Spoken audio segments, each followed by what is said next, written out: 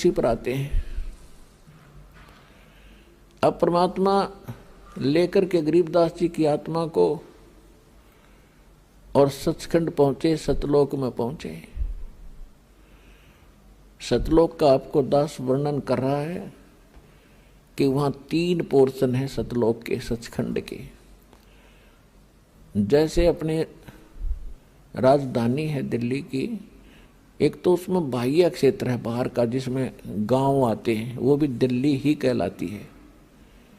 और फिर उसके बाद आता है शहर का हिस्सा जहाँ बाजार बने हुए हैं, वो सेकंड पोर्शन।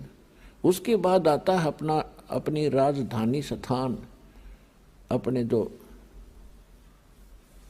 राजा लोग रहते हैं, प्रधानमंत्री जी रहते हैं, राष्ट्रपति जी रहते हैं, यानी वो स्थान, वो तीसरा स्थान है। तो इसी प्रकार उस सतलोक के भी 3 पोर्शन हैं।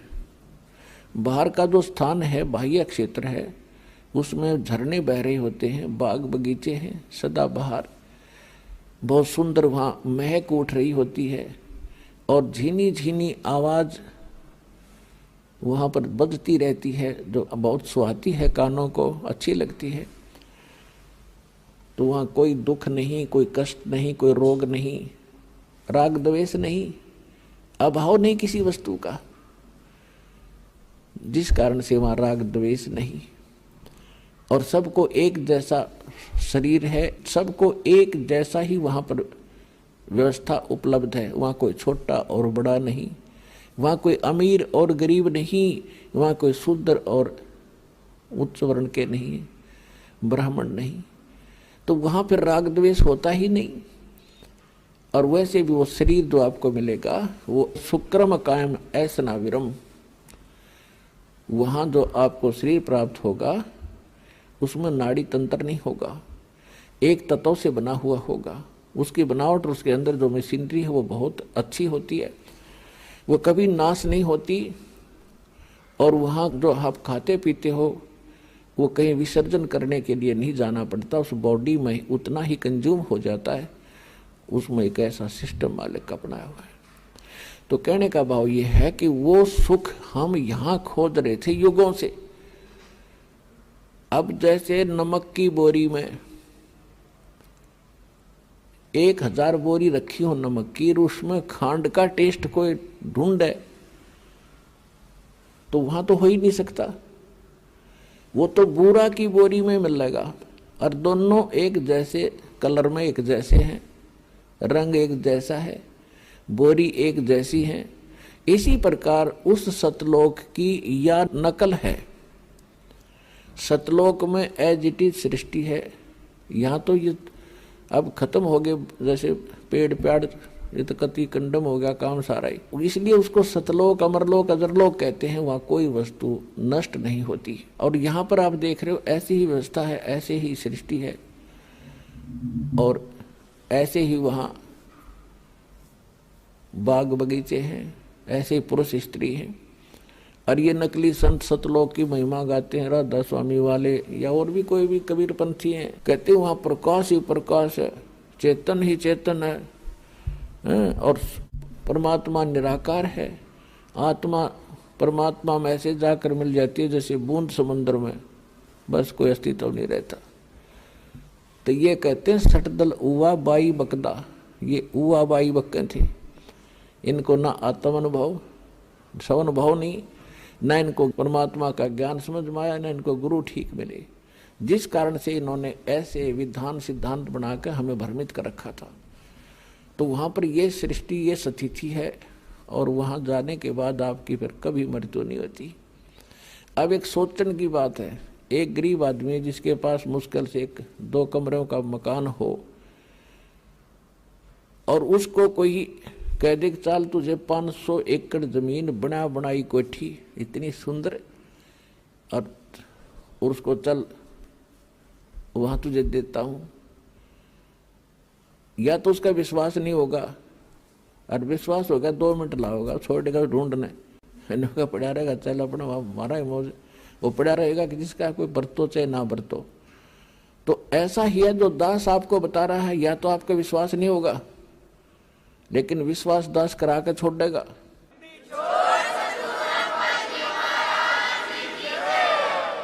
क्योंकि ये दास की बनाई हुई सेल्फ मेड स्टोरी नहीं है, ये गॉड गिवन स्पिरिचुअल नॉलेज है, परमात्मा का दिया हुआ अध्यात्म ज्ञान है।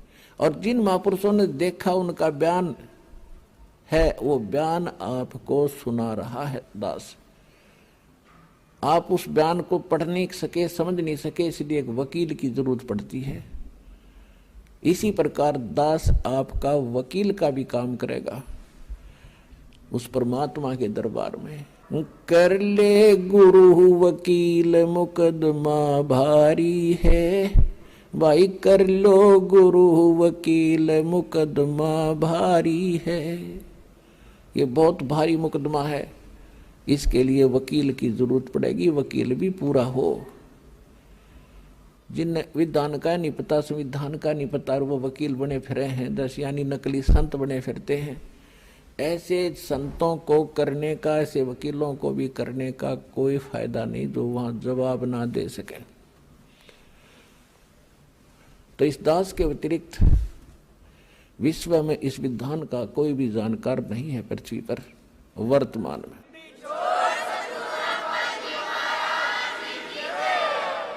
परमात्मा गरीबदास जी को लेकर गए जिंदा महात्मा के रूप में, और गरीबदास जी देखकर उस लोक को होए हैरान रह गए। अजब नगर में ले गए हमको सतगुरु आने, जल के बिंब अगाध गति हम सूते चादर ताने। अजब नगर में ले गए भगवान, मुझे खुद आकर के ये प्रमाण दे रहे हैं गरीबदास जी, अपना एफिडेविट बता रहे हैं वाणी में। तो वहां जाकर क्या देखा कि परमात्मा बैठे हैं सिंहासन के ऊपर, ऊपर सफेद छत्र और सिर पे मुकुट है, जैसे राजा विराजमान होते हैं। और उन परमात्मा के चेहरे को में इतनी रौनक है, इतनी समाइल है कि देखते ही आत्मा खुश हो जाती है। और जो ही गरीबदास जी ने देखा कि ओहो ये बैठे हो भगवान, तो भाई हो न देखते ही रह गया उनके चेहरे की तरफ। उधर से एक परमात्मा अपने दूसरे रूप में, जिंदा महात्मा के रूप में जो नीचे गए थे, वही जाकर के एक चमर उठाते हैं। चमर जैसे आप देखते हो यहाँ ग्रंथ साहिब पर करते हैं, पीछे ये घोड़ी के से बाल से आ रहे सफेद सफेद, ऐसा चंवर करते हैं। और उठाकर चंवर करने लगे जो सिंहासन पर बैठे भगवान के ऊपर। अब गरीबदास जी देख रहे हैं कि ये बाबा जी जिंदा महात्मा यहाँ का, इनका कोई शिष्य है, यहाँ का नौकर है, सेवक है, जो भगवान पर चंवर कर रहा है। और परमात्मा ये है जो सिंहासन पर बैठे। उसी समय सिंहासन पर बैठे परमात्मा खड़े हुए, और नीचे से जिंदा महात्मा के रूप में जो गए थे भगवान, वो उस अनंत कोट ब्रह्मांड के सिंहासन पर विराजमान हुए। जो परमात्मा मुकुट पहरे हुए थे और जिसके एक रोम में, रोम कहते हैं बाल को, रोमकूप कहते हैं जो छिद्र जहाँ बाल उगा है, तो कहते हैं एक रोमकूप में या बाल में कहो रोम में इतना रोशनी है, करोड़ सूर्य मिला दे करोड़ चंद्रमा, इतना तेज। यहाँ तो इन आँखों से नहीं देख सकते हम उस तेज को, वहाँ हमारी आँखें दूसरी होती हैं, आत्मा की आँखों से देखा जाता है और वो बहुत प्यारा लगता है, आँखें बंद नहीं होती। तो गरीबदास जी देख रहे हैं, तो असमंजस में पड़ गए, भी भगवान कौन सा इनमें। बाबा जी तो इस पर बैठ के कुर्सी पे, और भगवान खड़े हो गए चंवर करें जिंदा के रूप पर। थोड़ी सी देर में वो तेजो में शरीर, वो जिंदा महात्मा वाले शरीर में समा गया और एकदम उनका नूरी शरीर हो गया, तेजो में शरीर।